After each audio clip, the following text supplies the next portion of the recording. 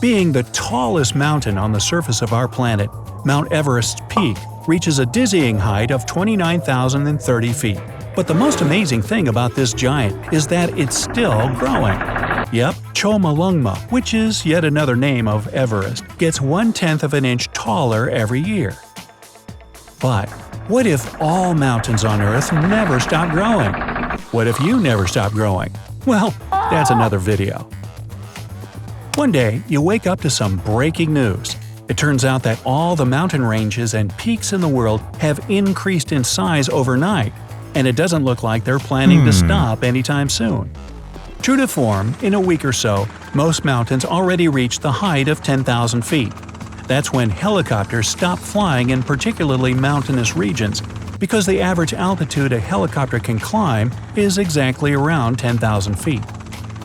When, in about a month, mountains reach the height of 40,000 feet, people realize that traveling somewhere far away isn't as easy as it used to be. Because now, they can't just buy a plane ticket, mostly because the majority of airplane routes are unavailable now.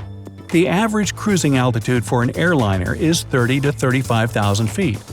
Any higher, and there is not enough oxygen in the air to fuel the engines. Plus, the air itself becomes too thin to hold the plane up.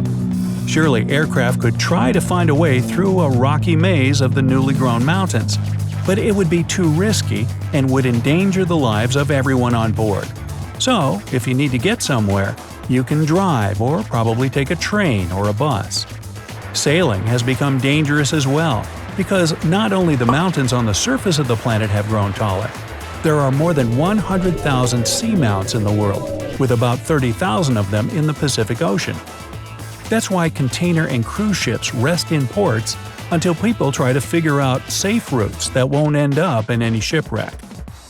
But you should keep in mind that more than 90% of all the world's cargo is transported by sea. And that's oil, machine parts, equipment, electronics, clothes and footwear, food and drinks, furniture, toys, and whatnot. And since it's too dangerous for container ships to roam the waters of the world's oceans, people start to feel an acute shortage of many things they've forgotten how to live without. Mountaineers are in distress because they can't conquer mountain peaks anymore. The thing is that people start to feel altitude sickness already at the height of 8,000 feet. And you need to be super healthy and well prepared to climb up to the peak of Mount Everest. Only about 5,000 people have managed to conquer this peak so far. Their oxygen levels are 3 times lower than they are at sea level. So, climbing any higher than Everest? Unlikely. But with mountains growing taller and taller, there appears another serious problem. When researchers calculated the weight of Mount Everest, it turned out to be 357 trillion pounds. And that's without the weight of snow and ice that cover the peak of the giant in a thick layer. But even though Everest is already heavy beyond belief, should it grow, it would be even heavier. That means that the mass of all the other mountains on Earth would be getting bigger and bigger as well. And the more substantial the mass of something becomes, the stronger the gravity of this object gets. So, in our fictional scenario, it's our planet's gravity that increases, and you can probably imagine the consequences. But the chances are high that soon after mountains started to grow, you would only be able to crawl around, forget about running or jumping. Birds wouldn't fly anymore. High-rise buildings, bridges, and other man-made constructions, as well as tall trees, would start to collapse. But the Earth's core has to deal with a more dramatic challenge. It works non-stop, holding around 6.5 sextillion tons of the planet's mass. And once this load gets even heavier, the core might simply collapse inward, putting an end to everything on the surface of the planet. Uh-oh, I don't like where my story has taken us. Luckily, you'll never have to find out the real-life consequences of mountains growing too tall on this planet, if only because the mountains that exist on Earth will never get significantly higher. And one of the reasons is the very gravity I've already mentioned. But first, let's figure out how mountains form. The Earth's crust, or the surface layer, is mobile and dynamic. It's divided into ginormous pieces that move around as time passes, also known as tectonic plates. That's why, from time to time, they collide and the plates' touching edges get pushed upward. Welcome a newly born mountain. By the way, that's exactly how Mount Everest saw the light of day. But the tectonic plates don't stop. As if trying to find out which one is stronger, they keep pushing against each other, and meanwhile, the mountain grows taller. But one day, it becomes too tall and heavy to fight gravity, and the mass of the mountain itself prevents it from growing up. On the other hand, the collision of tectonic plates isn't the only way a mountain can form. There are also volcanic mountains, like the ones on the Hawaiian Islands. For some reason, in a particular place beneath the surface of the planet, there accumulates too much magma, and it presses on the Earth's crust from the inside. At some point, all this pressure blows up the crust and bursts outside in the streams of lava, fountains of molten rock, and clouds of ash. Molten rock starts to pile up, and eventually a mountain is formed.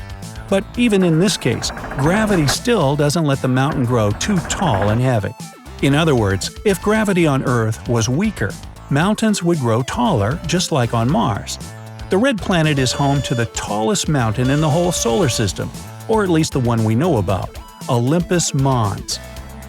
The height of this Martian giant is 82,020 feet, which is almost 3 times taller than Everest. How come this mountain grew so tall? Well, for one thing, eruptions occurred more often on Mars, and mountain-creating lava flows kept going on Mars way longer than here on Earth. Plus, the crust of the red planet isn't divided into tectonic plates. On Earth, the movements of these plates distribute lava all over the planet and among different volcanoes. But on Mars, where the crust doesn't move, all the lava gets piled up into one tremendous volcano. But let's return to our native planet and the second reason why mountains don't keep growing. Surprisingly, it's rivers. I used to think that rivers, on the contrary, make mountains look taller. Apparently, I was wrong. By eroding the materials a mountain is made of, rivers can trigger landslides, and those don't let the mountain grow as tall as it could otherwise. But how about underwater mountains? They are already surrounded by water, so rivers can't really influence them, right? Yeah, but don't forget about gravity and landslides. These factors still have some influence on underwater mountains, even though it's not that great. Water has higher density than air, and it better supports mountains against gravity. That's the reason why underwater mountains are often way taller than those on the surface. For example, an inactive volcano in Hawaii, Mauna Kea, is actually the world's tallest mountain if you measure it from the base to its summit. Its height is 33,500 feet, a bit greater than that of Everest. But since the base of the volcano sits deep in the Pacific Ocean, you can only see 13,796 feet of the mountain peaking above sea level. Aloha! Hey, if you learned something new today, then give the video a like and share it with a friend. And here are some other videos I think you'll enjoy. Just click to the left or right. And remember, stay on the bright side of life.